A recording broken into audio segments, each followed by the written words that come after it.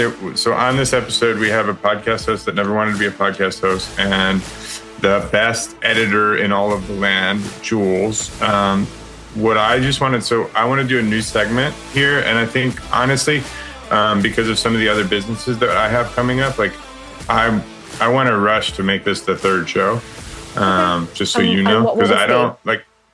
So I'm calling it EFH, like Extreme Fringe Hobby, and I don't mean to like call what you're doing a hobby, but I think this is an amazing industry because like people have literally you've taken conversation and monetized it, right? That's crazy. Like, and Joe Rogan as the pioneer. So I think today's topic is like, and like we'll get into I prefer to like publicize everything that we have going on, but like you just do what's comfortable for you, right? I am different in that like my story is my story and nobody can fuck with it. Like they can say whatever they want about it. Like I don't care. Like, but so anyway, that doesn't necessarily need to be true to you. Okay. So we're talking about the podcast industry with the greatest podcast that arguably, are you the undisputed number one or who's? No, not necessarily. But like every podcast company has their own flavor, right? Their own thing. Pineapple has something, I think, distinct about it. But no, of course, there are very, very big podcast production companies in the States, in the UK, all over the world, doing different things. Stand tall on your laurels. Why are you the best? I offer something bespoke. So like our work together is really cool because I get to throw myself into that.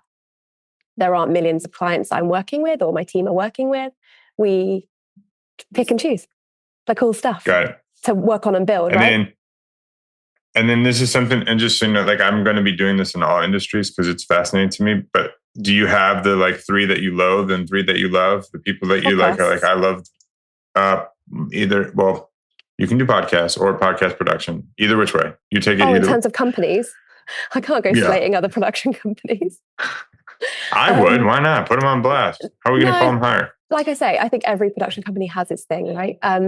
The other thing that's different, I think, about I am kind of my company. Obviously, I have like a team of people who I like trust, but the thing that you often find with podcast people and audio people is that they are either technical or they are like the people dealing with content and talent. And I've always been able to do both of those things. So I bring the two together, which is nice because I can work with you, for example, in multiple capacities, rather than just say dealing with the technical aspect or just dealing with the content. And that also means for you have one major point of contact who is across everything. I may not do everything every single time we like have a recording, for example. You might have Sean show up or Kelsey show up or whatever. But I understand every element of it and I love every element of it. And I think that's also different. You often find production companies that excel in one area, but don't necessarily offer the same thing in the way that I do. But I would never go slating other people's production companies because I think they often do things differently for a reason. That's fair. Yeah. Do you have any that you idolize? Do you have any that you're like, they do a really good job? There's a company called Wondery. If you haven't listened to their stuff already, Kevin, you totally should. I love them because they create a lot of bespoke, really high quality, really curated, funny at times, deep at times, quite a lot of there's quite a lot of storytelling as opposed to conversations. But it's beautifully done. So they have a piece of my heart. And so we can make sure the audience knows our big battle is Kevin just wants the authentic version of it and Jules wants it to be very well produced. Does that be fair? Does that summarize the skiff, the riff? I rate the authenticity too, and I think you have a fair point to make. It is the point actually. I like the curated stuff. I like the stuff that Wondery's doing, for example, but it's not necessarily what I do. That's why I say different people do things differently. I like the authenticity of what we're doing. It's what I bought into from day dot. Day dot. I love that. Us Americans, that's day one. Day dot. One. Yeah, I don't know. That's clearly a British thing. Do you know where it comes from? Just absolutely no idea. I'm putting it on my inquiry list. Day dot. Okay. I love it. You guys also call it, we call it a calendar, you call it a diary. Do we? Yeah, we do, I guess. Yeah, you do. You always say I'll put some time on the dot. It's been fun. I do. You're right. I do. Yeah. I skipped your story. Let's make sure we tell it. So Jules, career-wise, born, I don't know, you're in UAE right now, right? I'm in Abu Dhabi in the UAE. Yeah, I'm an ignorant American. No, There you Abu go. Dhabi's All the right. town. I don't have to name the town. UAE is the country. You got it. Oh, it is. Okay. Yeah. See, Yeah. I told you. Yeah. So the UAE all stands right. for United Arab Emirates, and there are 7 different Emirates. Abu Dhabi is one of the cities, and it's actually the capital. They say it's There up you and go. coming. Well, yeah. Tell us your story. You were born. What year? You don't have to age yourself if you don't It's want fine. to. How long I'm ago did you enter this 1990. world? I think we're similar. Oh, we're the same age. Yeah, same age. Yeah. So I was born in 1990. I was born in a place called Worcester, which is kind of south central of the UK. It's a very kind of standard British town, but it's always got my heart. And lived in the south of the UK for my entire life. Moved around a little bit, but my entire childhood, I should say. And then probably when I was like 15, 16, realized that I loved radio. All radio people will tell you that they used to kind of get like a boombox or a cassette player and record themselves pretending to be a presenter. I used to record the Big Top 40, which is the chart show in the UK, and record myself over it, pretending I was the host. So that was the beginning of my fascination with that world. And then I did community radio and hospital radio, and I learned the craft and figured out eventually that I wanted to be an audio producer through lots of trial and error, lots of presenting and lots of promo work and interning and covering people's holiday and sitting with people and just asking them questions until I figured out this is what I wanted to do. And I got an internship with a local commercial radio station. I'm really fortunate because someone who I still trust as a mentor let me sit over his shoulder for 3 months and watch everything he did. He taught me a lot of what I know technically. And after I studied literature, and I spent all my spare time while I was studying at my local capital station, which is a big commercial radio station in the UK, I got a job at Heart, which is the biggest commercial radio station in the UK. And I was an audio producer for their network. So I was making audio for 10 million people every week. And when I say audio, I mean the bits between the music. So jingles, trailers, adverts, that kind of stuff, like quick bits of audio. But it was my dream job. Yeah. And I loved it from the get-go. I missed it. Did you go to school? Yeah. As in university, college? Yeah. You call it college, we call it university. Yeah, I went to a place called Cardiff, which is in Wales, a little country on the side of England. It's part of the United Kingdom. It's a really fun city.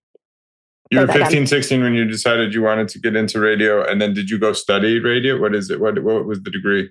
No, I studied English literature. I'm a book person. Okay. So, and I realized... Did you already say that? I did. Did you say that? I said it really quick. I'm sorry. It's right fine. In the middle. I was fast. Like, I think no, I'm stupid. I'm just, I'm a bad listener. Okay. No. Keep going. So yeah, I studied literature because on one of my many internships and work experiences that I did, because that's just the kind of person I am, some presenter said to me, study literature. It's a good degree for you. It'll stand you in good stead. And whichever way you go with the media world, because I wasn't sure, you'll have those skills, communication skills. And it played into my love of reading. But the other thing that honestly is as important for me as the studying is the first thing I did when I got there was went to the student radio station. I made one of my best friends who you've met, Sean. He's done quite a few. Yeah, I like that guy. He was a year above me at university and took me under his wing at the student radio station. And I became the head of audio there. He was the station deputy director, I think.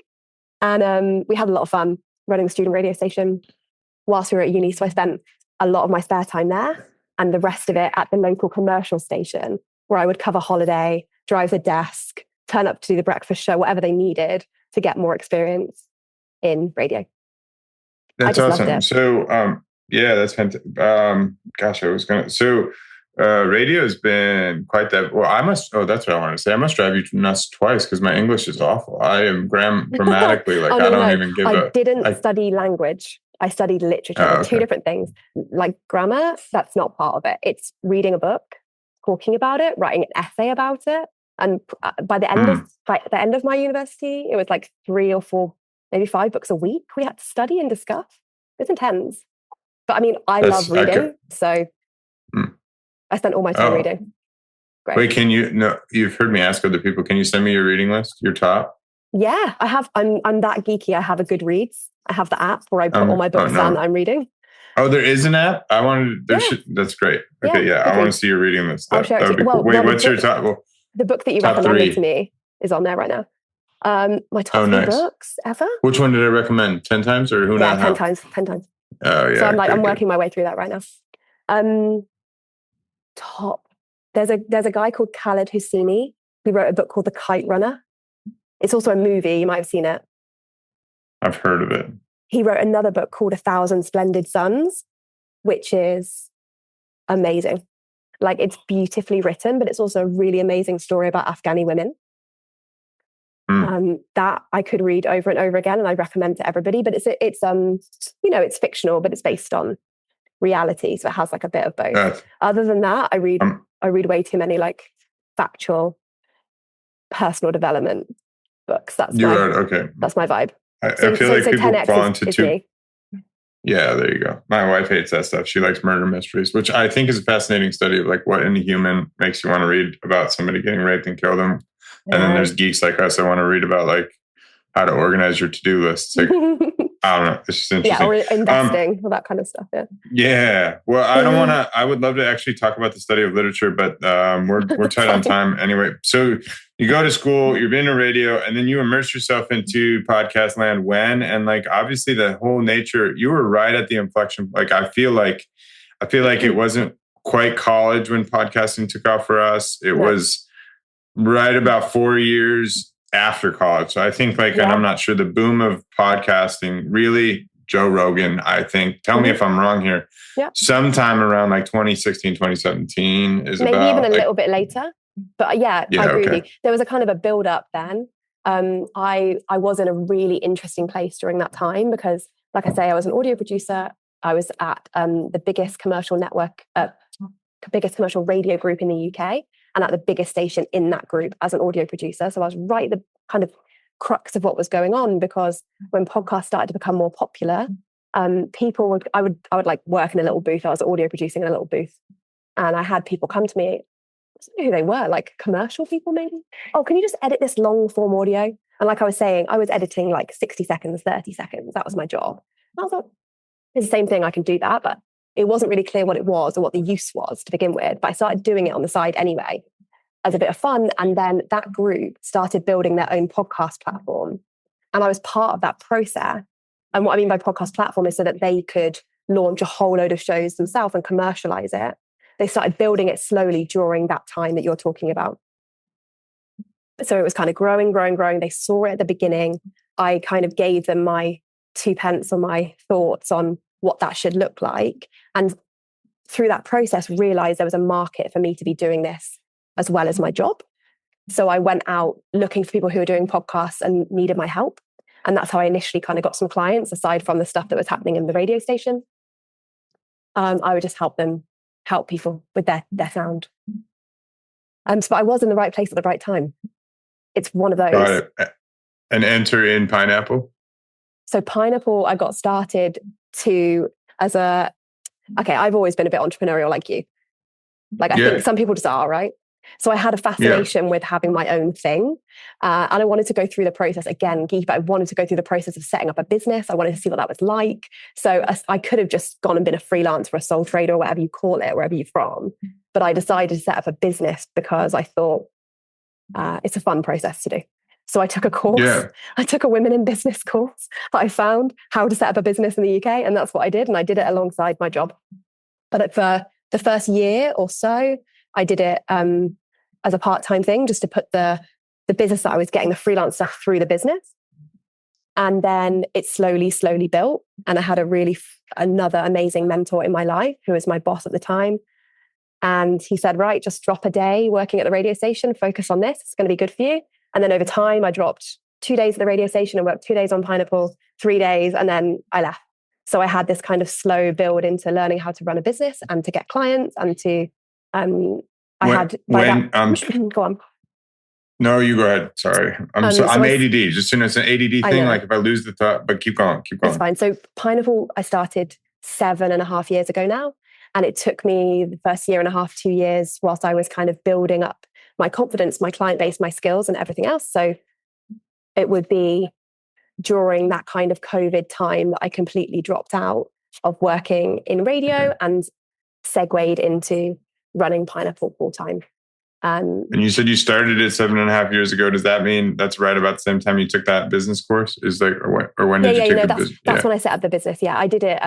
Okay. I did it then. So when I incorporated the business. So I like put the name into the UK government system and all that stuff. That was. It's so funny because I've got like I got 7 businesses and none of them are incorporated. That's really? not my first step. That's so funny, isn't it? They will be. No, they will be. I wanted to do that though. Like regardless of where it went, I just wanted to do that weirdly and like do the branding and do the site and create something tangible. I don't know. Well, I think it's awesome. And because we only have an hour, I'm gonna have to I could talk. I think it'd be, but like, let's talk about. This is all stuff that you talked to me when I was kind of when we were recording, I suppose. But I want because I don't think many people get it. So like we had talked, and you're somewhere around like when you put an episode together. I think we said like 8 hours, right? Is to do it the right way, to listen to it, to cut it, to edit it, to do it proper in your world. 5 to 8. Yeah, I hate this question. I think that's where we landed, but I hate it because it's so it fluctuates vastly depending on who you're working with, and I mean that in the nicest possible way. But some people take way longer. Some people have way more like re-edits to do, or thoughts or conversations around it. Other people are like, it's a personality thing. Like some people just want to come in, record what they want to record, and disappear, and see nothing else, talk about nothing else. And other people are so much more passionate about it. They're much more involved in the process, and it becomes lengthier, but also possibly more fruitful. So anyway, yes, let's just say yes for the sake of, Okay. So, I guess because I've talked to a buddy that was doing it, and I've sat on somebody's, and like they just sit there, they don't have it. So you're like you're across all of ours, you're listening, and then you go to edit mode. Like I've talked to people that just have so the guy I went on this fence podcast with, he just sits there and then he edits. It's done. Like as we're recording, he's done within an hour of our recording. And so is that generally, and I'm not asking this for any loaded reason, but generally is that a lower quality production then? Is that how you would tell me what that looks like from a technical? Do you have any idea what it looks like from tech? Like how does he edit I will set you up. No, I mean I don't think he edits much is what it would be. But I mean I'll send it to you. But like I guess let's call it spade. You said you don't want to put any podcasts on blast, but you're the biggest and the best, right? You don't love his stuff, right? Rogan is like, Rogan. One, we don't need to get into the personality, but like as a matter of podcasting content, he's good, but form as far as like production, you would be critical, correct? I mean, we've talked before. I think there are some things he does great, and there are some things that I find really challenging. But that is really personal preference because, without going into the personality thing, like a lot of it is just personality. And he's a Marmite, and that's another British reference, but he's a Marmite guy. You love or you hate him, I think. And that's why he works so well. I'm making a British terms. What? Spell that for me. He's a Marmite. What? Marmite. You don't know what Marmite is? No. M-A-R? I'm going to send you a picture of a Marmite. Okay. It's like, I'm just going to put it in the chat so you can see what I'm talking about. So this is like, you know what Vegemite is? The Aussie thing. Vegemite? Spread? I understand I'm with you. I've never heard of a Vegemite.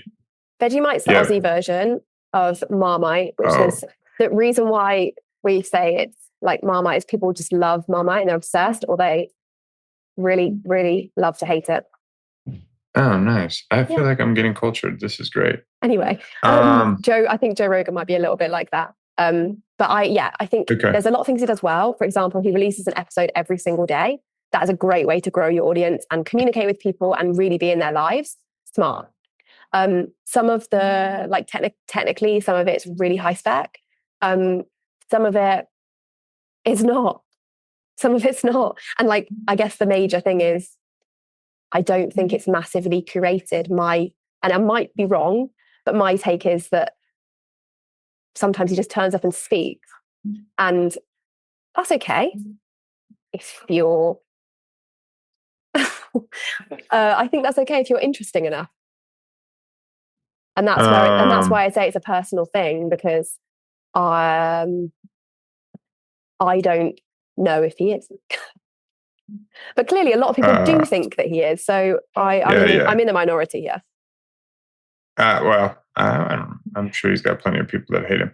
As that's a whole nother interesting conversation. Okay, so then let's talk to, like, you see these people, like there's the Facebook groups, there's all these things, like generally speaking, like the nature of and I hope that and you can give a range, it doesn't have to be specific to you, but in general, talk to, like, it would be fun to post this in the podcasters group, because I think everybody's hiding behind a veil. It's like, just like give the story. So like, everybody, and this is the real reason I got to wrestle with this myself. The real reason I didn't want to do a podcast is like, everybody wants to be a podcaster now, right? Like that's like trendy. It's like everybody's going to have a podcast, everybody's going to have a show. And it's like, I actually don't think that we need more information. I think we need better information. And I'm like, yeah, agree. Quite honestly, I mean, for anybody that doesn't know me, is like, I'm only doing this because I would email all these big wigs and I would offer sponsorship just to talk to them, not on the fucking podcast. I didn't want to go on the podcast. I just wanted to get them to think different, and they wouldn't respond. And also,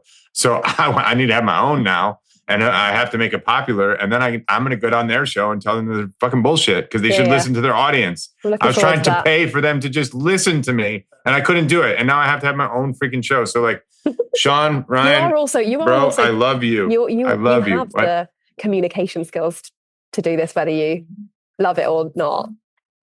I appreciate that. Well, I'm hoping, and I would like to put this out in our little Facebook group. You know what I'm talking about. Like, because what I would like to do is coach somebody on how to have a conversation. And like, I got businesses to build. I'll do this. I just wanted, whatever. Enough about me. This is about you, Jules. No, it's really not. This is definitely meant to be about us podcasting, is it not? Yeah. But I mean, you're the industry expert. I'm a freaking business guy that happens to have a podcast. I want to make that distinct. But you've done a fair amount of episodes now. Damn it, I'm a podcaster. I just don't want to admit it. Okay. So like, everybody and their mother wants a podcast. Cool. Let's say the easy thing to figure out is, are you conversationalist? Yes or no? That should be first. And then if no, like, there needs to be like, send them to conversational school. Yeah. Hint, wink, wink, nudge, nudge. Like, I think we need to do that, Jules, through Pineapple. But so the other thing I just want to talk about is like, so then you have the production element, and then you've got a bunch of DIYers, which you can speak to the DIY issue, but like, give me your recommendation for, like,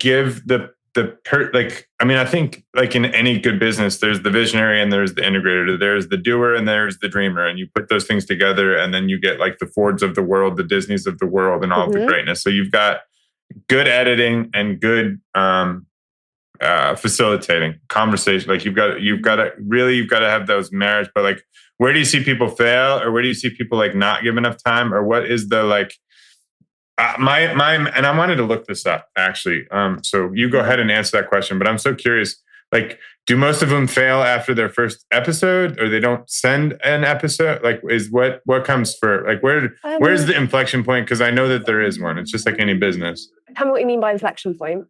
So I'd say thousands and thousands of people want to be a podcaster. I'd say hundreds and hundreds of people are putting up episodes that don't get downloads. And then I'm assuming that to the proverbial make it, right? Where like, what is what keeps people from like having a popular show per se? Okay. I mean, one thing I would say is like, it's still the Wild West in this world. There is no specific like algorithm or recipe for it, which is part of the fun. But there are certain things that really obviously stop people from becoming successful. One is consistently doing it for a long time. A stat somewhere, it's like well over 50 to 60%, even maybe more, of podcasts don't get beyond the first 10 episodes, as in they don't release more than 10 episodes. So although we say there are like millions upon millions of podcasts in the world, most of them release 3-5 episodes, and for whatever reason, they give up. So the consistency is really up there, like a lot of things in life. The quality is obviously part of it, which is why I slightly pushed that angle with you. Although I think we probably got to an extreme on the like joke level of how much that matters to me. But it's important because that is something that keeps people listening. You can consistently put out content, but if if the content's good, then that's one thing. But if the quality's good, then people will enjoy listening to it just that little bit more, in my opinion. Although I'm biased, of course. So the consistency, the quality. The other thing that's really important is talking about it. Podcasts, like rightly or wrongly, although there are loads of other mechanisms to amplify them, they're a word of mouth. They're a word of mouth thing. Like, you probably know this. I go around recommending not necessarily podcasts I produce, but podcasts to my friends because I found them interesting. And so does everybody. And that's generally how we find the next podcast. So that like spider web or like snowball effect is massively important in podcasting. And we can underestimate that because it's not very digital. Understood. So I like the Wild Wild West, but then I have a theory, so I just want you to please, if it's off. But so I think there's like one. So there's one big issue is like people that don't like. I suspect people that shouldn't be podcasting want to podcast. Like in general, like generally speaking, there's like there's an art to like, and I think I don't think anybody gives him enough credit, but like he's a pretty good conversationalist, Mr. Rogan. Like I think that is like kind of his secret sauce. Is he's a very good. I mean, I think so. But you don't. That's okay. But we'll leave. Okay, we'll keep damn Rogan out of this, I guess. He clearly is. One thing I would say is there are different kinds of conversationalists. Does that make sense? Well, there are different kinds of ways of doing podcasts. There are different ways of getting information and stories and like getting to those. Yeah. Keeping personal preference out of it. Mm-hmm. I think the best analogy and we talked to an architect on my show, and I didn't say this, but like, the architect should hire a salesman because they're like not just intrinsically, not generally, not that they can't, but they're just not wired for it. So like I'm speaking more to, and Dave, if you're listening, I meant no offense by that. Yeah, I think you're a great salesman, but like, I think it's like, I want to have a podcast, maybe like I want to hear more about this. And then like, I'm not a conversationalist. So I think that there's like one fail there is like, there's not a training. And then I think that this is what I think is the bigger problem, right? Is so I've got one of two situations. I'm working my ass off. I'm podcasting. I'm getting guests. I'm podcasting. I'm getting guests. I'm having good conversations. I'm editing. I'm doing all these things. But I don't know how to monetize, right? Like, so I don't like, and it's like, what I've learned as a dude that has to do with personal brand for the same reasons I'm doing stupid freaking podcasts is like, you don't just put out good content and go viral and people see it. You got to like go play that game. It's an entirely different, it's like, it's an arena of bullshit, just to be clear. And I'll say this, why is Kevin here is because I'm going to make it less bullshit because I think it's horse hockey, right? Like, you know what the best way to be a podcaster is? Go put a nude video up because then you'll go viral and then you'll have the Kardashian success, right? Like you have to have popularity. Are they going to listen to your podcast if you do that? No, not for me. Well, actually, you know what I mean? Like, I don't mean you specifically, Kevin. I mean, if they're looking for that kind of content, I don't know if they can listen to your podcast because they're not looking to hear what you say. It was bad. It was actually a terrible analogy. I think it was a good point that I totally whiffed on. But like, it's like if you have fame, if you're a famous person, you can be a podcaster. If you go on a reality TV show, for example. There you go. And this is beyond the podcast, but this is a cultural depravity because most people that are famous have an ego, right? Yeah. And so all we're listening to is ego, and that's what's driving our culture. Like it's a circular it's like I wouldn't be here if I didn't think it was devastating. I think it's devastating. And I'm not saying everybody that's famous has an ego, but I'm telling you, the people that are not in social media, the people that don't have a podcast, the people that are just managing their family well, loving on others, doing great things in business, shut the F up and do good work, like not to be seen. Those are who we need to be listening to. I agree. And they're not in the space. Yeah. Yeah. So and you've had some of those people on your shows. I think so. Yeah. I like to think so. But 100%. but anyway, so like, notwithstanding, I mean, you got to have an immense amount of grit. I mean, it's just like any other business. I can actually appreciate it. It used to be kind of disparaging. Unless you're a celebrity and you started, then it took nothing. Then I don't give you any credit. Honestly, I've worked on quite a few celebrity podcasts. It's not always a given that the numbers immediately follow. That's fine. Do they suck at conversating? Sometimes. There you go. I think that's the key. I think you kind of like. Yeah. But anyway, so just like getting into, so like one, like nobody's, I'm really like, I'm like giving you an elbow here is like, I think like the teaching conversation, a conversation 101 is an option. Coaching presenters is a part of what I do every single day.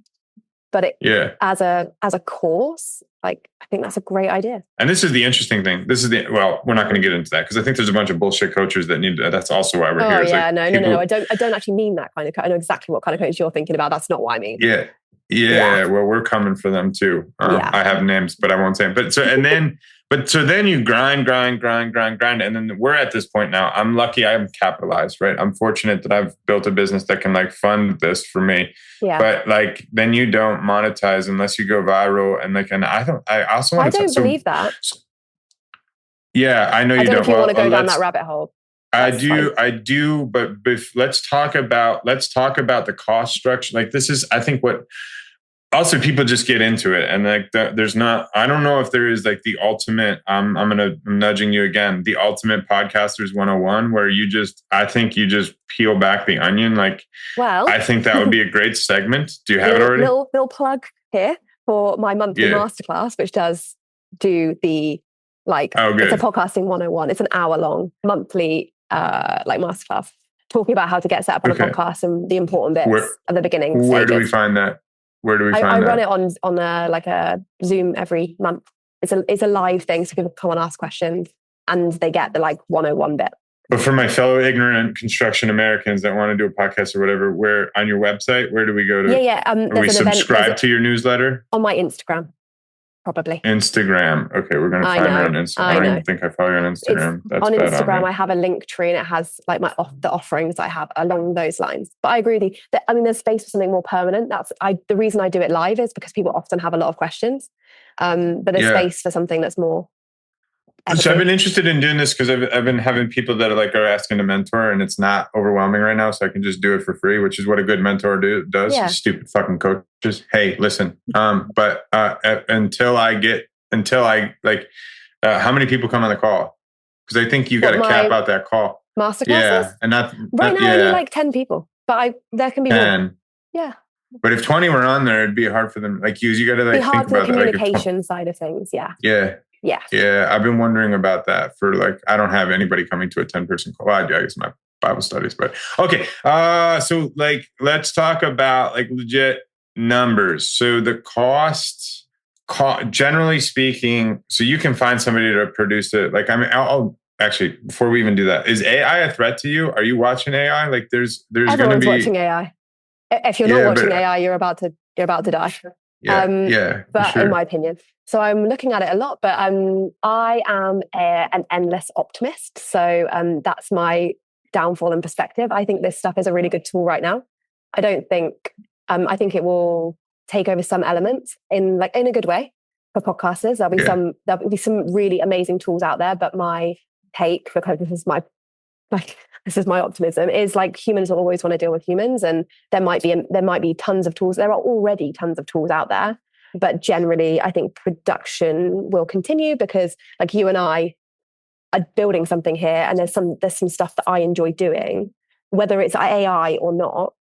Okay. That you might not want to. Is my honest take, but we don't know where it's going to go, do we? But I'm totally watching it, of course. Yeah. Well, okay, cool. And so, if we're talking to a kid just graduated high school or college, he's like, I'm going to be a podcaster. I don't want anything to do with editing. I don't want to do anything with producing my own podcast. Like, what would he expect? Not from just Pineapple, but from the industry. Like, what should he anticipate for costs to get going? This is how long is a piece of string? Another maybe British phrase here. How long is a piece of string kind of question. Meaning you can find somebody to do all that stuff for you for next to nothing. As you know, Kevin, because you've come across this scenario yourself, you can go to the biggest production company in the land and pay tens of thousands of pounds for that service. You obviously get different things for that service. Pineapple sits very much in the middle, and that's intentional. And so if somebody was coming and they're like, Jules, I want you to put my pod into the world, what would you tell them? How many, like, give the runway of like, this is, I feel like there's kind of two benchmarks. There's like launch, like, or no, that like, okay, we're going to host our first show, which is good. We're going to host our first show, and then we're going to launch, and then there's monetize. Like, would that be a fair categorization of like? Yeah, I call it pre-production, production, and then post-production. Pre-production being everything that helps you get ready to record, production being recording and editing, and then post-production being all that stuff after. Okay. And like if somebody's like, I just want to be the best, like what would you say? Like walk them through the timeline of like, so I'm sitting with you. Let's just say I'm sitting at your, and I truly remember some of this. I don't also remember all of it. So like we come to you, we talk, and you give us a proposal. What does the proposal like sound? And you can speak vaguely of like, this is about what they're going to hear from the competitors that are similar to me. You could go and get some podcast production done for a few $100s. And you, like I say, you can go to the biggest production houses in the country and you pay $10,000. And I'm talking per episode here. But you will find across all of those businesses that things will fluctuate depending on what you're asking of them. Because saying come in and edit my podcast is very different to come in and create my podcast from start to finish. So do you want me to talk you through that timeline? How it works, how it runs? I want to talk us through, like, I know that nothing I do is normal. So I made you like bend and flow and do this and do that, but not do this and do that. So your typical arrangement, like if this is going to go and people are going to come and they want your services, like, and they're just going to get on your boat and listen, you're going to, you run them through the plays. How is it? What would you tell them to expect? And how would like timeline and like all these things? Mm-hmm. Again, these things obviously differ for every person, but I would typically say we'd spend 2 to 4 weeks on the pre-production stage, 2 to 4 weeks on the production stage, and 2 to 4 weeks on the post-production stage. That is a ballpark, but that allows time in the beginning stages to think about the concept. We will often talk about what that concept is. And I think you and I had quite a few conversations about different concepts and the details of that and what you want it to look like and what you want it to feel like and the impact on the listener. That stuff is initially really important. And from there, for some people, creating a script outline, a plan, what you want to go into it, obviously finding the right guests, booking them and getting them all kind of like locked in, the organizational side of things, also the branding from an audio side and a visual side. Got it. And you typically, I know you did it for mine. Do you typically handle all the branding and all that, or you typically bring somebody else in? It really depends. Like I'm very hands-on with this project because I wanted to be from the start. Yeah. But I have graphic designers that I trust that I would also bring in. And then, if I may, if anecdotally, I'm just curious. So, like, I can attest that like production is good, but anecdotally, of like, and how many clients do you work with on an average year? On average year? Like, oh, that's a big question. I actually don't know, Kevin. I'd have to go and look. Like, I typically. Do you know the easiest way to figure this out? Yeah, is it because it's only approximate? Like, how many do you work with on an average week? 4 or 5, maybe. 4 or 5. But they're very different stages and very different projects. Like someone might be just doing like a couple episodes. Someone might be like a bit of consultancy. Do you know what I mean? Yeah. Like it's very. Okay. So I would say how many shows are you taking into existence in a year? If you had to guess. I don't know. I really don't know. Like, well, I'm like looking for 100 or 1,000 or 10. No. In the tens. 10. So somewhere between 10 and 50 shows. Yeah, I would say so. Yeah, because that's my way of doing things for sure. I'm nudging you again. So I think like in the world that we live in, like I think this would be really fun to do is like categorize success and failure, but you'll have to do it anecdotally. The proverbial, and I think everybody makes this mistake, and I'm going to use a different example so that you don't feel this is not at you. This is more at your customers. But like, I don't mind. When I'm talking to leaders, you've seen it on the Atomic Construction podcast, right? It's like they're all leaders, and then I ask them what the definition of leaders are, and they're like, wait, like it's like wait, pause. So like I think a lot of people run a race and then we don't divine the end zone, and this is a big deal. If I wrote a book, I would that would be start with the end in mind, right? If you don't know where you're going, it's very hard to make your next step. But so true. Neither which way. Lecture over. I'm sorry. It's relevant to you, but not really. It's more. It is. I'm just curious of the 10 to 50 that you breathe into life, understanding that the proverbial make it is very different, right? There's some idiots that think they're going to be the next big thing, the big thing. There's some that just want, so in their own definitions, when you look at those, like in their terms, do you think like, I'm not grading you here, but how many of them are successful? Is it half, 10%? Most of them achieve what they set out to do. I would say this is not. Yeah, No, go I would ahead. say the majority, somewhere between like 50 and 75% probably achieve what they want to Okay. achieve. But there's a percentage, of course, that go into it thinking it's one thing and it's another, or they have like high expectations of themselves and they don't have the time. Because there is a time commitment. Even if you bring in a production company like Pineapple to do 90% of the work, you still got to show up. So there's always going to a percentage who that happens for, or beyond that, they don't give it the love that it needs to grow. And so And so I just want obviously to be that's clear. disheartening for some people. Yeah, I just want to be clear. You said that 50 to 75% of people actually like accomplish what they wanted, but are within that same 50 to 75%, what they initially wanted changes? No, sorry. What I mean is the other 25% Okay. that aren't. They didn't, it wasn't exactly what they thought. It wasn't Yeah, exactly what they thought, was, or they didn't. It's a time commitment and it's an energy commitment. And I think also, as much as you know, because I've told you again and again, there's an expectation with some people that it's going to go like this and skyrocket. And it takes much more time and energy than that to get a podcast going. And it's sometimes luck of the draw as well. So probably another British phrase. I don't believe in that. We make one. our own luck. I believe you make your own luck, but you have also got to have luck a certain amount of. I also believe in kind of like fortuitous timing or serendipity. And I think that also has to happen sometimes, as well as hard work, grit, and all those things that create your own luck for you. Of course, like you keep showing up, that's great. But that's a choice, isn't it? And not to get disheartened amongst it. Anyway, that's a whole different tangent. But of course, there's a percentage, yeah.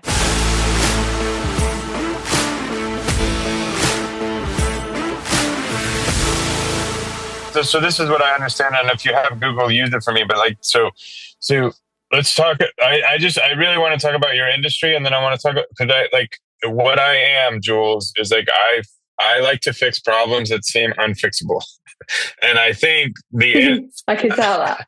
I think we're at I think if we take, we just take my pot.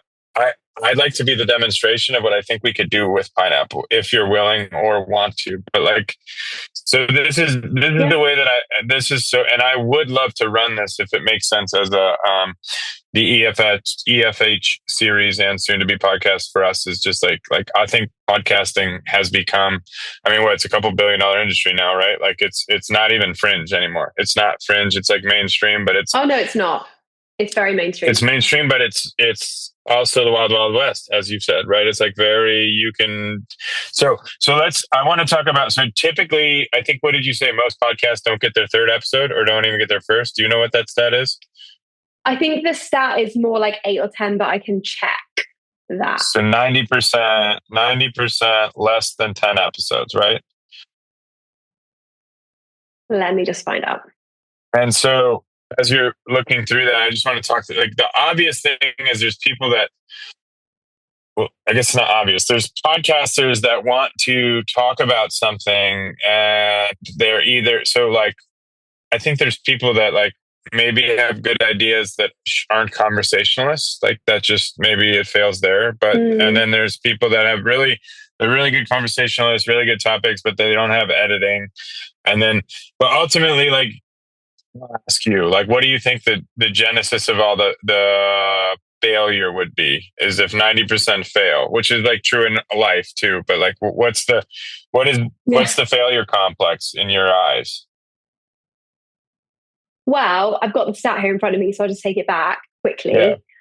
It's 44% of podcasts have fewer than 3 episodes, and only about 20% of podcasts make it past episode 10. So 80% don't make it 10 episodes.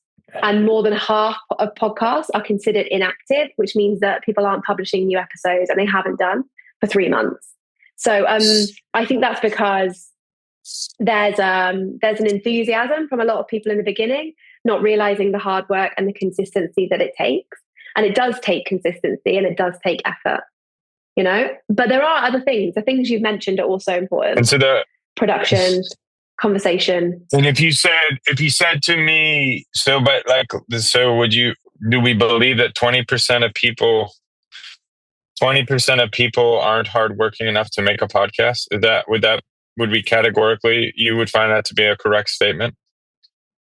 Do you mean 80% of people? I'm sorry, only 20% of people were willing to work hard. Are hardworking enough. Yeah. No. I don't like we keep saying it's the Wild West. I don't think it's as like cut and dried as that. Yeah. I think there's always an element of luck that comes into this. I agree with you. You make your own luck. You put yourself in the right position to be lucky. But also with this particular game right now, it can be the right guess at the right time. You say the right phrase, the right algorithm, etc., etc. Do you know what I mean? Like there is an element of luck because this is a word of mouth game. And if the right person hears about your podcast at the right time and they share it with the right people, then, the payoff can be huge. But a lot of it is just like in life, consistency, quality, these things are basic and you just have to keep going. Yeah. And not everyone wants to do that, of course. And so in every single business. And assume we're talking to the 2 out of 10 that are uniquely qualified. What was your recommendation for So the first qualification is you got to be willing to work hard for X amount. And I think no less than 2 months, 3 months, probably 2 to 12 months, 2 to 12 months with little return would be the caution. So, so they've got to be, I think this is another gap, but they got to be set up to be financially independent or able to run this as a side hustle for 2 to 12 months. Right. And what would you say well, I guess what would your step by step, do these things? And maybe you've already outlined this. Do you already have this program? The Jules become a podcast success story by Pineapple Productions. What's the steps? No, I don't know if I have that because I don't know if I have the formula. I don't know if there is a formula. That's the thing I always come back to. Right? Yeah. I have things I think we should do. And I've run through some of those with you so far already. There are things that we can do that are fail safe, but there are loads of things that it's like a secret sauce. So step 1 is consistent. Is that fair? Be consistent. Step 1 is have an idea that you're passionate about, that you can continue doing it. Okay. Passion. Regardless. I love that. I love passion. Initial outcome. Passion first. Okay. Yeah. Step 2. I think personality is a big thing. You call it conversationalism. And would you say you got to have something people want to listen to? Someone. So if I said be admirable, does that work? Because I don't think it has to be. So I'm making sure I want to be as broad as we can be while being specific. How's that for incongruent? But if there's you can talk I don't know. I guess I'm thinking of an intellectual Lex. He's not a great conversationalist, but he's talking about interesting things, so it's still admirable. I think that's why his show does well. Who? Lex Friedman. You don't know? Have we talked about him before? No, he's probably anyway. Well, is be admirable good enough? So that takes it. You're either a conversationalist, interesting topic. Yeah, but I think a lot of podcasting is about connection. So the reason why people will come back to your podcast is obviously the content, the great guests, the production values, but ultimately it's because they're connecting with you. So however, if it's admiration, if it's authenticity, which I know you love, if it's that you're interesting human, if it's that you're a positive human, if it's that you're a curious human.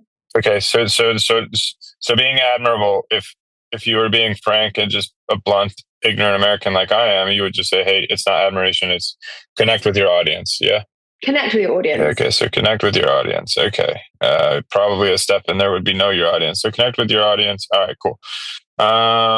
Okay, so you find a topic you're passionate about, you figure out a strategy to connect with your audience, and then 3, is this where we get to consistency, or what would be your rule number 3? Consistency, and define that. I mean, we could add a step, along the lines of have a plan. Okay, make a plan.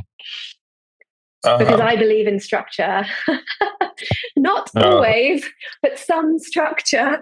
What I mean by structure, though, is more have some things that are consistent, but have some things that people are coming back for. So the topic you're passionate about, make sure you're coming back to that. Make sure you're not just talking about everything in your world, because that's not necessarily interesting. Have a plan for what you're going to talk about. Make a plan. So I'm actually going to insert. Okay, well, make a plan. Basically a content plan. Yeah. Is that content? Yeah. Okay, cool. All right. And then, Dare I say it, a script. oh God. For those that are, if anybody listens, Jules wants a script. Kevin wants no script. Okay. So there's a middle ground there. Yeah, we're fine in it. Consistency is next. Yeah. Consistency. Then you got to do it again and again and again and again. And that means different, like consistency to me, like discipline, regiment, that's a daily cadence. But like, what is like goal would be one a day, but realistically one a week is minimum or yeah. People do one a fortnight. Some people do one a month, but you like the reason behind this, which is important. It's not just like be consistent because it works. The reason behind this is because you want to become a part of people's lives. So the reason why people release podcasts every day is because ideally then you get into the car to work or you start walking to work or wherever you're doing with your day and you listen to their podcast because that's how you start your day. So if we do it once a month, we might be a part of people's months, maybe. If we do it once a fortnight, we might be a part of people's fortnight. But if we do it once a week, we'll probably become part of their week if they really like us. And if we do that a couple times a week, then we can be a part of their week a few times a week and we connect to them more and it become more invested. Okay. So consistency, what else needs to be? We could add quality into that. There it is. Like, which I'm always going to say. I'm always going to say that, right? Because that's where I come from. Produce good product quality. Okay. What else? And so, yeah, I'm going to star that one. After that, all bets are off. Like get lucky or be strategic to get lucky. Was that? Tell people about it. Yeah. Tell all your friends. A lot of people, a lot of the time, in a lot of different ways. Hey. And if you want to, like, for a gold star, go on other people's podcasts and talk to their audience about your podcast. Go on other. Yeah, it does seem to be the way of the world. Is like, oh, I have a podcast, so can I come on your podcast and talk about my podcast? Cross promotion. Go on other. But it actually works. So in my defense, I went on somebody's podcast, but he's not launched it yet. So it doesn't mean anything. Cool. I mean, I've been great. On a few. It will. Yeah. What else? What else? We've got, you gave me 6 steps. I drew 7. I'm going to tell you about the one that I think is missing. Keep going. I'm intrigued now. I think you got to have a content plan. I think you got to have a monetization plan. Like, I think that's the key that everybody misses. Mm-hmm. Which that's pretty fundamental. The other, it's very, very fundamental. I mean, the monetization plan doesn't have to be complicated, but it does have to be there. Yeah. Or, go on. No. Is there anything else to be a podcast success? And the one other thing that we've maybe missed here is the branding of it. The brand. And by that I mean like the audio branding, so have a sound that's attached to it. The visual branding, so an image that's attached to it that people are going to again see over and over and get used to. Brand plan, is that married with social media or that's a different thing? Because I mean, I feel like if you want it to exist, you got to have a social media plan too. So are those different? Mm-hmm. Those are different? I think those are different. Those are different because the branding is like the idea, the concept. The social media plan is executing that and building on that. Okay. What else? Is there currently the pod? I like to think of like, who's the authority in the space right now? Obviously, Joe Rogan is the pioneer, but like, is there like all around the world, like Cody Sanchez is the subject matter expert for buying a business or whatever. There's, all these business advice. Who's the podcasting person? Is that soon to be you or is somebody out there? In terms of podcasting expert or a good podcaster? So what I'm trying to build you into, wink, wink, hint, hint, is the de facto, like if you want to, and I think together we can do this, but if you really believe in yourself and you want to get a podcast off the ground, like you come to Jules and you go to her, you go to class with Jules and like you follow these 10 steps and like we can't guarantee success, but like we can give you your best chance at success to fall into the 20%. Well, actually, let's drag that out. Let's stop. But we'll answer the question. If you can, is there that person or are there those people? Yeah. Well, okay. So You mean someone who's teaching podcasting? Yeah, for the one of two, and I view it kind of, here's the DIY, here's what it looks like to do it all yourself, and here's the well supported version. Does that exist that you know of, or are there anybody that's tried to do that yet? I think there's quite a few people out there trying to do that. Like, I have a masterclass, but it's a snapshot. I don't think there's nowhere that I would immediately know to go if I was that person, because there are lots of people doing it, but not necessarily in that, like, the pinnacle, top of the mountain, that's the person to go to kind of way. Can you send me the top 3 that you think are closest? Mm-hmm. And are any of them people you're like, go here and you're going to get good advice? Or are they more like, they're not doing it right? I'm going to have to think about it and look them up, because I think the people doing it fall into a couple of different categories. One is that, like, category that you really hate, of people who have, like, turned to podcasting to coach it because it's the new thing to coach. And last year they were coaching copywriting or something. We're coming for whoever you are. We're coming for you. We're gonna peel back the veil. Yeah. Like, in fairness to those people, they probably have something to offer, because like the basics, anyone could just turn up and teach. But for me, it's people who have, like, been in this industry for 30 years and who have learned podcasting as the new version of audio and everything else. Because podcasts have been around for 20 years. They just haven't been like maximized.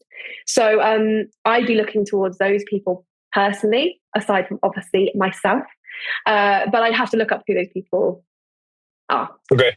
Because no one is immediately, like, I know loads of people who run production companies who run those courses, but I can't tell you, like, oh, they're, like, got it, top of the top. Yeah, look it up for me if you don't mind. Okay, so let's do something different. All right, so I'm going back to our stats. So we've got a 9-step plan. Before I move us on, so I'm going to walk you through it and tell me if we're missing anything for we're building the formula as we go. So step 1, find something you're passionate about.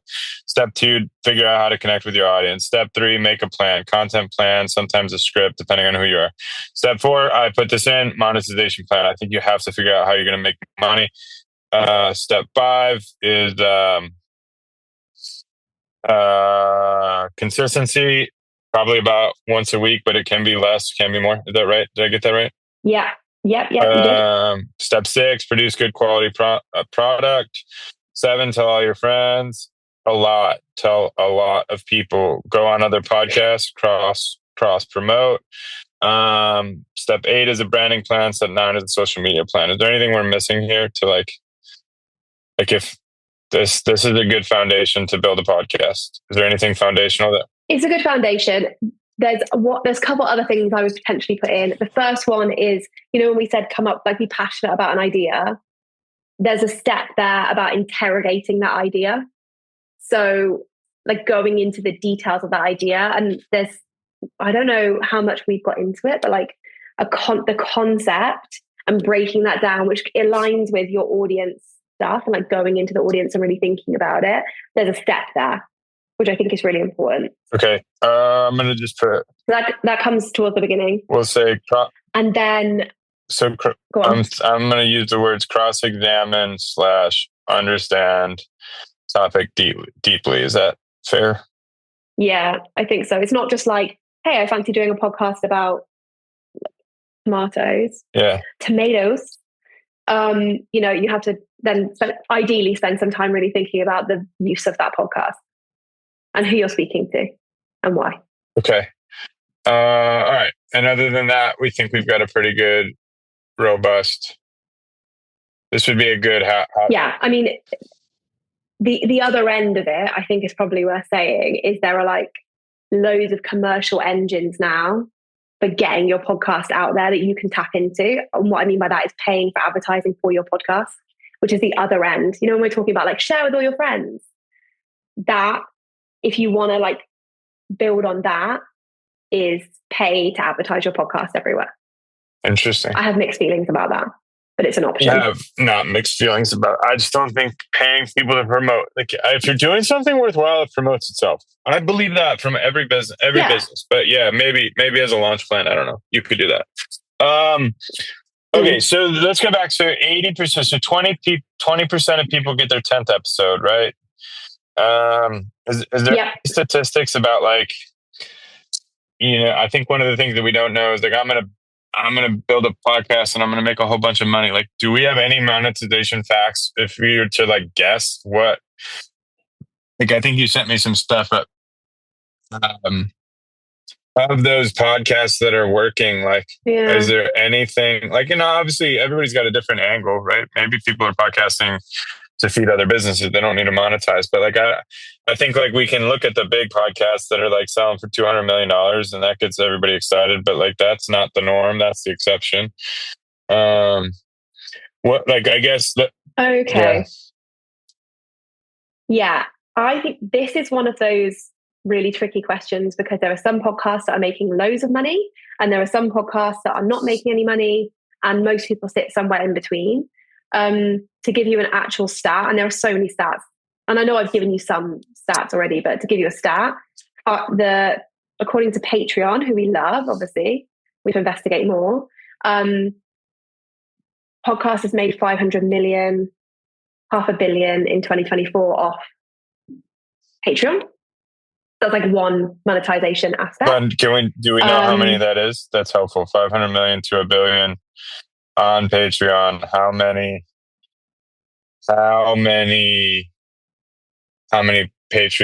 podcast, like, that's across 7 million memberships. So 7 million people who are buying into podcasts on Patreon. Can we do the math? So that's interesting. So it takes 750 million. It's like, it's 472 divided by 7-ish. Well, you said around about. You said 472 to $1 billion, right? Somewhere in between those two. No, sorry, I said $500 million. Yeah, half of it. Okay, so what's 472? So those 7 million people are. Do 750 million divided by 7, because we gave a range, 500 million to $1 billion, correct? Or no? Did I make that up? No, I said you misheard me. I said 472 million. Got it. $500 million. Equals. Okay, so per podcaster, what does that? It's per membership is 67. You're the maths guy, aren't you? Yeah, sorry. You're on my calculator though. Uno momento. So 472 million divided by 7 million is 67. 400. My calculator just went whack. This is a problem. This is a big problem for me. It's 67,000? Yeah. People are going to think I don't know how to do business because I can't do math. It should be 47 divided by 7. Yes, so 67. So $67 per prescriber. Yeah. Okay, that's freaking wild. Okay, and the 7 million. I just want to be clear: the 7 million is podcasters, not memberships, not audiences. No, it's memberships to Patreon. Okay, it's people who are following. Okay, so that's fine. So it's costing the user 67. That makes better sense. Okay, and then do we have any idea? Is there any way to guess? I don't need it to be, but like how many shows? Like of that 7 million, how many podcasts are like supported by Patreon? Is it? I'm assuming. That's fine. I bet you it's. Let's take a guess. I'm thinking. No.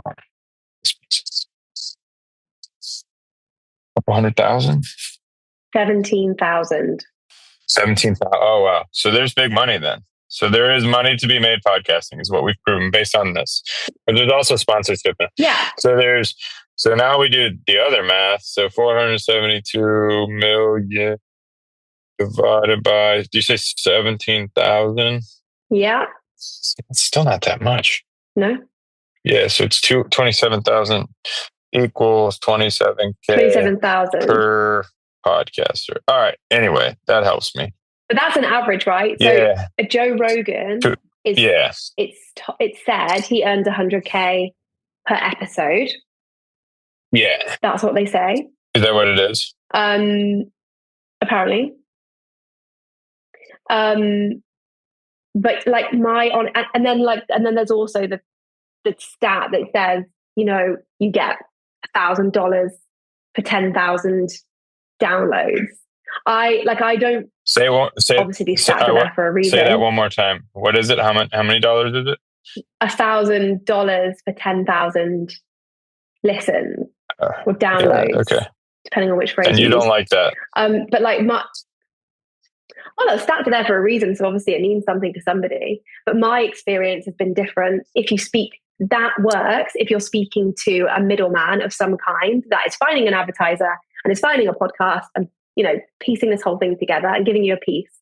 But my experience has been different if you're speaking to brands directly or businesses directly that want to support a specific podcast, because the benefit is so obvious when you really know podcasts. Like people will buy, over time, Kevin, like people will buy into your podcast because they want to connect with you and they believe in what you're talking about. And that is what, like that, even in small numbers, is worth so much more than a TV advert that flies past us, or you flick through a magazine, you don't see it. Again, there are stats on this stuff, but we engage so much more with a podcast that we trust and we like than anything else. So I don't really believe in that. I think it's actually worth a lot more. And I've had experience that shows that you can get a lot more, in the right circumstances with the right brand that understands the benefits. Yeah. And so let's talk about, you said there's statistics, but just like, and what I want to do with this, Jules, in all honesty, is because I want to figure this game out, and then I want to help others figure this game out, which is kind of my whole philosophy on life. But what I'd like to do, because we're going to need hosts for the rest of our shows, and then I'm curious to bring on some other stuff. Like I'd love to put this in the podcast group and like put it in there and to help people, right? And then bring people to you too. But so like at the right time we can do that. But so just trying to paint the picture. So let's just take what do you think? Let's just take a show that's like connected to, deeply connected to its audience. So let's say like let's pick one. I want to pick one that we're not going to do. Let's say there's a podcast that is all about, let's say sewing, right? Let's say sewing. And there's a community of X number of people that are like passionate about sewing, and they're all seamstresses and they're all buying the yarn and all of these things. And like hypothetically, like let's say like what is a reasonable, let's say there's going to be, the sewing machine suppliers, and there's going to be the fabric suppliers and all of that. Like it's a community kind of idea, which is very similar to a lot of things I want to do. Like what is a reasonable, say you're going to get anywhere from 2 to 5 sponsors, and like, don't limit it to sewing. I'm sure sewing is like not a good market technically. So like, no, I'm sure it is. But I'm sure it is for the niche audience. Yeah. So what do you think, like if I'm a seamstress and I want to podcast about what, like I'm going to have 2 to 5 sponsors, what kind of sponsorship do you think, or viewership, like what are those magic numbers, or is there any research on that? Like do you know? I'm sharing the research with you that I'm like, that is out there, which is like 10,000 listeners, $1,000. That's what you need. For most podcasters, 10,000 listeners is a lot. And I don't think the revenue needs to be that small, personally. But this is like, I can throw some numbers at you, but they're just numbers, because everyone has their own opinions on this stuff and experience and this stuff. But to give you, I think people should be making a few $1,000s on an episode. I don't think there's any reason why that shouldn't be the case, even if they have a smaller audience. And it's engagement with that audience that I think is more important. And like I can see that brands also feel the same way at times, as long as they understand. And if we were just talking the world according to Jules, so like to make 3,000 an episode, let's say you've got 2 to 5 sponsors that are sponsors, but they're really not sponsors; they're supporters, right? So let's just say $3,000 divided by, if you had 5, because anything more than 5 is obnoxious. So you got paying $600 per ad. Yeah, I think it needs to be 4 really. Like your ideal scenario is if you're having ads, like, and obviously there are different ways of going about this, like Patreon, for example. But like, are we talking about ads? And I'm talking, Patreon is one, and then so you got $600 to $1,000 per ad, or per sponsor per show would be kind of what you think somebody could be And then what's the minimum? I think so. What's the minimum? What's the minimum like following you have to? I understand that the book says you need like 10,000 downloads. You can pay 1,000, but that's when you're paying YouTube and a whole bunch of stupid host fees, and you don't have an audience that like even may or may not even buy anything from you. It's just like disconnected. So we're talking in our connected world, but like, is 1,000 downloads enough for that? Yeah, I think so. I think it's obviously the downloads that are important, but it's the conversations that spark from those downloads. So I've seen podcasts that get less than $1,000 downloads, an episode, that spark press coverage, that spark a story, that get response on social media because they're doing something that is exciting to a specific audience and therefore a specific brand who's trying to reach that audience. Yeah. But there's, like, same as Atomic Construction, it's specific to its audience. And the brands that want to speak to that audience would be stupid not to engage with it. Yeah. I'm going to quote that. You know? Yeah. I totally get it. Okay. But all right. That gives me good. That helps paint the picture. But so the moral of the story is, for I think the up and coming podcaster, somebody that thinks they have something to talk about, is they got to think about this. They got to think about this at a deeper level, a more meaningful level. And they got to figure out, like, to be concerned with downloads and pay a bunch of money for advertising and downloads may likely not be the most gainful strategy. Yeah. I don't think so. Okay, but then the hard work comes in. I mean, I'm not the oracle, obviously, Kevin, but I don't think so. I think you should become the oracle. Who said you're not the oracle? Who is the oracle? Well, there's no one. Well, what the hell are you waiting for, Jules? Why isn't it you? I don't believe in that stuff. But I think, like, a lot of, my opinion's as valid as anyone else's, and I've got a bit of experience. But I think there are a lot of people out there who are saying other things, and that's fine too. I think but for me, this is my experience, my opinion. What if I said you're uniquely qualified to be the oracle of podcasting? What would that mean? I would take it. Take it. I think you should. I'll step into that. You should. I think you should. I think the only thing between you and being the oracle is wanting to be the oracle. But anyway, I would love to post this. I would love to post this in the group where I found you and see, because we're gonna. Yeah, I don't know. I don't want to host all these freaking shows. I'm happy to do it. Just be aware there's going to be a lot of people that say, yeah, but what about this? And I've just seen this, and they'll have their own opinions. Yeah, and you know what we do with those people? We welcome them. We listen to their opinions. We bring them right on the show, and then we'll let their pride and ego either ruin them or their humility bring them. Maybe there's a better oracle out there. Maybe we'll find the oracle. But I think if the oracle were in, this is what I would tell the oracle. If it's you, is like, all right, we got to make sure that 80% of these poor people don't go waste their time to produce nothing. Yeah, agreed.